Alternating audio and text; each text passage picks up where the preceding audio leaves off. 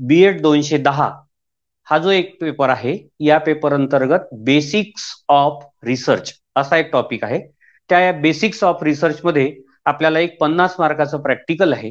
त्या प्रॅक्टिकलच्या संदर्भात आपण यामध्ये चर्चा करणार आहोत. हाच भाग diploma in school management DSM यांच्यासाठी कृती संशोधन एक त्यांना सादर करावायचं असतं, त्यांच्यासाठी सुद्धा हा भाग उपयुक्त आहे. त्याचबरोबर DLEDच्या सेकंड इयर या विद्यार्थ्यांसाठी सुद्धा हा कृती संशोधनाचा भाग अत्यंत महत्वाचा आहे.